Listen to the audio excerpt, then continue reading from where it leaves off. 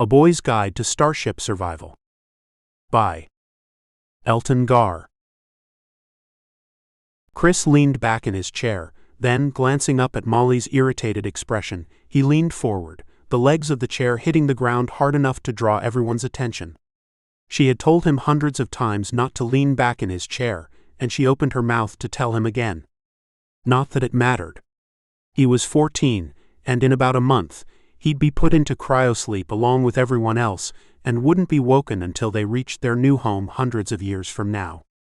But before she could speak, the entire room went black and shook. One of the small round windows that looked out at the stars shattered, and the only reason everything in the room wasn't blown out into space was because a metal shutter slammed into place. Some of the kids started crying, and Chris reached out to the nearest whimper. He couldn't see anything, but he grabbed a hand and pulled the crying child over to him, unwilling to admit that he was terrified as well. A few seconds later, a single emergency light flicked on. It was barely enough to see in the room, but Chris saw that he was holding Emmy, a 12-year-old that he had always found to be irritating. But he didn't let go. "Everyone stay calm," Molly said as she climbed up off the floor. There was a trickle of blood running down her forehead, and she put her hand on the desk. One of the other boys Chris's age moved quickly, helping to catch her and put her into her chair. She was injured, and she had stopped talking. Letting go of Emmy, Chris stood up and said, "Tina, start calling around and see if you can get us some medical help. James, find the first aid kit. William, I want you to do a head count. There should be 21 people in the room, counting Molly." Molly's eyes seemed to focus on Chris for a moment, and she gave him a soft smile and then nodded. He added, "And don't let Molly go to sleep. She probably has a concussion, or she'd be bossing us all around." That didn't get the laugh he hoped for, but one of the girls moved over to their teacher and began to dab at her head with something. That, along with Chris having told people what to do, was enough to get everyone moving. He then grabbed his own tablet and typed in the code to contact Edmund Shadd, the second in command of the ship. He would take over as captain in about 2 years when the current captain finished his 10 years and went into cryo, but until then he was in charge of education and Chris's assigned mentor. That mostly meant he checked in occasionally with the teacher to see if they needed anything, and spent a couple of hours of his off time each week doing things with Chris. A few seconds after he typed in the command, Edmund's voice said, "Chris, is that you?" "It is," Chris said. Edmund took a loud deep breath then said, "Are you safe?" "We were in class. The lights are out and Molly is hurt. "Do you know what happened?" Something bad," Chris said. "Okay. Do you have access to a terminal?" Chris glanced around. The only terminal connected to the ship was on Molly's desk, so he said, "Molly has one, but it's locked." "My command code is 61AB9. Type that in and then tell it to report damages." That was when Chris realized that Edmund's screen wasn't on. That had to be intentional, which meant there was something he didn't want Chris to see. That wasn't good, but Chris didn't ask. There were too many kids here, so instead, he walked over to the terminal and typed in the code. The entire layout of the screen changed, and before he could type in anything, a large red triangle with an exclamation mark in the middle began to flash on the screen. He typed in the command to report damage, and a list began to scroll by. "Please list only the 5 most important things," Chris said. The computer said, "Life support, engines, generators, fire suppression and automatic damage control are currently non-functional." There were several words that Chris wasn't supposed to say, and since Edmund was on the line, he refrained, but next to him, still barely aware, he heard one of the worst come from Molly. "Computer, is it possible to get any of those online?" The computer screen stuttered and flicked, and then the computer said, "Manual power rerouting is now available." Chris watched as the screen filled with small tiles, each with a tube that was either straight, split, or a corner appeared. He tapped one of the tiles, and after a couple of seconds it turned, and the bright red line that stopped before now flowed into the tube-like image on the screen. There were several more bright colors, but none of them made it to the edge of the screen where different systems were labeled. "What do you see?" Edmund asked. It looks like one of the mini games in the ship simulator game. That's because it was designed to prepare you to do this. I think I can reroute power to life support, Chris said. Life support will be fine for days. Can you get power to automatic damage control? That was fifth on the list, but it made sense. In the game, if damage control was on, you could get new blocks that would make it easier. So he looked and said, I think so, but it might cut power to some of the other systems. Do it anyway, Edmund said, then after a few seconds added, There was an explosion on the bridge. Chris almost asked why Edmund was telling him. He didn't want to know that, but he suspected he did know. So he said, I'm scared. You got this. It's a game you played hundreds of times. With that, Chris focused on rerouting the power until James came in with a bag with a large red plus on it. He took it over to Molly and began to search through it. James said, I don't know what to give her. Edmund said, You said she was injured. What happened? I think it was a concussion. She was standing and fell when everything happened. Chris said, turning another of the tubes so that it connected to a 4-block-long row that took the power most of the way. Above him, the light flickered, suggesting that he really was doing something. Is she awake? I am, but barely. Molly said. Okay. This is a bad idea, but is there an epinephrine pen in the first aid kit? Chris moved another wire on the game, and the entire line glowed bright. The computer said, Partial power rerouted to automated damage control. Beginning repairs. We have one. James said, pulling out the bright orange pen. Okay. Molly, this could make things worse. But hopefully it will help keep you alert. Is that okay? Edmund said. Molly nodded, her eyes not entirely focused, then, seeming to realize that he couldn't see her, she said, Okay. Good. Now I doubt she can do this herself. So one of you is going to have to do it. It's not hard. Just take the lid off the pen, push it against her upper thigh, and push the button. Chris heard a couple of clicks, and Molly blinked a few times and sagged less. For a minute, Chris thought it had hurt, but she seemed to simply be more awake. And James said, I did it. Great job, crew. Now, that's probably only going to keep her going for about 30 minutes. Molly, do you remember your emergency training? The woman looked up and said, I think so. Okay. We need to enact Alpha Omega Protocol. Do you understand? That seemed to get her attention, and she said, Are you certain? No. But we need to work under the assumption that it is necessary. Can you start the wake-up procedure? Can I do it from here? Molly asked. No. It has to be at the cryo chamber, Edmund said. I can do it, Chris said, though he actually didn't know what Alpha Omega Protocol was, or what he needed to do. Molly looked at Chris, then at the tablet, and said, He can do it. She then looked at Chris and said, But take James with you just in case. What do I do? Chris asked. You get to the cryo chamber and wake up the entire command crew. All of them. Start with the original crew, they'll know the ship the best. But you're going to have to set the entire process in motion. We don't know how much time we'll have. Chris was confused.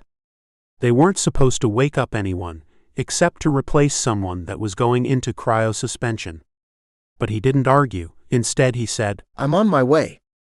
He grabbed the tablet as he started out, but saw that it was at 10% power and said, I forgot to charge my tablet yesterday. So I'm going to turn you off until we get there. Edmund sighed. It was a sound of mild exasperation that he heard all too often from his teachers, but then Edmund coughed a few times, and Chris thought he heard an exhaustion in his voice when he said, If you can't reach me, you have to wake up everyone anyway. Do you understand? Chris thought he might. He still hadn't seen Edmund, and that was strange, so he began to run through the ship. The massive ship held millions in cryosleep, but at any given time there were only about 500 people awake, so the part of the ship they used wasn't that large, and normally he could get from the classroom to the cryo chamber in about 2 minutes. But it was practically black in the hallways. He could see the floor and a few feet in front of him thanks to the emergency lighting, but not far enough to know that the first path they took was blocked off until they reached the debris. He cursed, glad that the tablet was off, and turned away from the debris, slowing only enough to make sure that James was with him. It was only then that he thought to say, James, do you have a tablet? With that, James seemed to realize the obvious solution too. Chris needed to keep the remaining power on his tablet, but James could be used as a flashlight. And with that, they were able to move faster and avoid several paths that were blacked out. The near blackness still made the ship creepy, like the stories of haunted houses back on Earth. And when they turned one corner, Chris stopped so quickly he fell over. He saw just the red light moving along the wall at first. Then, as he saw that it was attached to one of the spider-like repair drones, he relaxed. It was the automated damage control, trying to fix the ship. He considered ignoring the robot, but then held out his hand and the small bot crawled into it, then curled up into a ball. They might not need to fix anything, but he'd feel better with the option. About the time they reached the huge metal door to the cryo chamber, Chris heard the hiss of the life support coming on. But he hadn't really been worried about that. He knew that Molly and the damage control systems would get it on long before there was any danger. His relief was short-lived as he saw that the control panel that opened the bulkhead door to the cryo chamber had been broken. There were two others, but both of them were at the edges of the ship. That would take another 10 minutes to reach. He looked down at the spider and James said, Have it repair the panel. The metallic spider began to move as he said that, but Chris said, No. That will take too long. Repair drone, can you please open one of the vents? What are you doing? James asked. The vents have to go everywhere.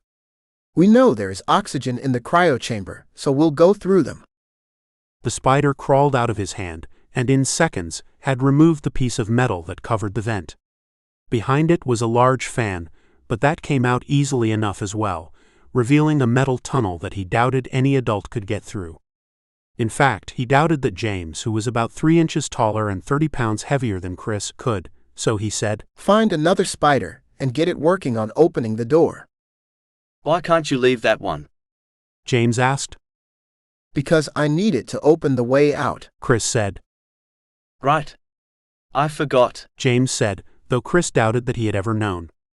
James was his best friend, but part of the reason was that he always did what Chris said, and Chris liked that, though it had begun to get tiresome in the last couple of years. Without James's tablet, the only light in the air vent was the tiny red light from the repair drone. But he didn't need to see much as he moved forward. He expected it to be a maze of tunnels, but it was only about 15 feet before there was an opening on the other side of the vent. That tracked. There was only one small wall between the sides. He also saw the huge metal slabs that would crash down if the pressure between the two sides got too different. That made him hurry just a bit as he sat the spider next to the fan and said, Remove the fan and the panel. Pushing the fan out of the way while on his stomach in the vent was much more difficult than it had been when he was outside, and by the time he got it out of the way, the spider had removed the cover and he was able to slip out. The cryo chamber was the biggest room in the ship. Some of the crew called it the catacombs, because technically it had millions of dead bodies. They would all be revived later, of course. Or they would be if Chris did his job, because he suspected that the reason he was here was that the command crew was all dead. Perhaps the entire ship was already dead. But he had to try. Every one of the tubes had the name of the person on it, along with a control panel. But Chris ignored that as he ran down the huge hallway that went between them. At the first of the intersections, he reached one of the master control panels. He flipped on his tablet and said, Edmund, I'm here. There was no answer. Nothing. He glanced down and saw his tablet was still at 8%. He had the power. He wanted Edmund to tell him what to do, but he still had to try, so he pulled out the keyboard and tried to remember the command code that Edmund had given him. It started with 2 numbers, then it had a B, then another number. He was fairly certain. He typed it in, and there was a loud, angry beep. There was a 1, he thought, and perhaps a 9. He tried again. Another beep. He tried switching the 9 and the 1, and there was a happy chirp. Chris said, Computer, initiate Alpha Omega Protocol. There was a moment, and then it said, Who is giving this command? Chris didn't know what to say. He wasn't even supposed to have access to these computers. But he didn't know if saying that Edmund had ordered it would work without him to confirm that order. But before he spoke there was a cough, and Edmund said, By the authority of the acting captain. Activate protocol.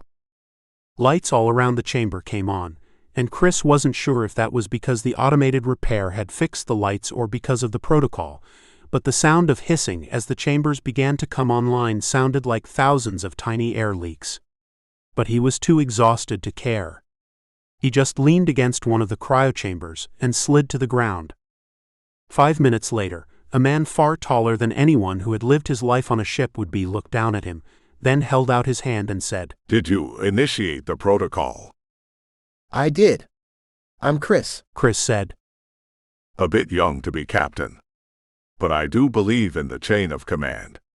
Do I have your permission to take command of the ship until the emergency is over? Chris looked at him and said, I guess, but I'm not. I don't think I'm acting captain. You became captain as soon as you activated the protocol. It's part of the emergency procedure. But you are relieved. Very. Chris said. The captain, the first captain of this ship, chuckled and said, Glad to see that you've all kept your sense of humor.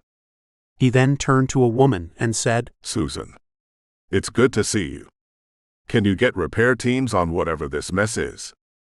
The secondary port engine overheated.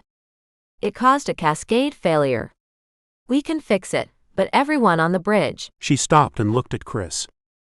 They're all dead, or at least badly injured. Chris said. Let's hope not. But without you, I'm pretty sure we would all have died. I've been wanting to write a story about a group of kids who are forced into leadership after a disaster on a spaceship for a while. I imagine a young adult story with kids largely free of adult control because their parents aren't there, as they learn about the universe and eventually save the ship. That's a longer story than this one. But when the members of my Patreon chose mentors, teachers, and learning as the theme for this month's stories, I decided it was time to write a shorter version of it. Part of the reason for that was that I was able to touch on all three aspects of the theme in this story. And I think it also leads to an important point for this month's theme. Mentors and teachers are a huge part of stories, and some of the most beloved characters in both science fiction and fantasy. But even when you have fan-favorite characters like Yoda, Gandalf, or Uncle Iroh, one of the most important jobs is for them to get out of the way. So I decided to start this month's stories with a story where the mentors and teachers get out of the way. I hope you enjoyed it, and I hope that I can catch the feeling of the best mentors this month. If you'd like to make sure you don't miss any and get my other thoughts, then you can sign up for my newsletter at scifi.com. Or if you'd like to vote on my monthly themes, you can sign up to become a free member at patreon.com/elton, or join at any level to get access to over 40 patron-exclusive stories. Thank you. Elton Gar.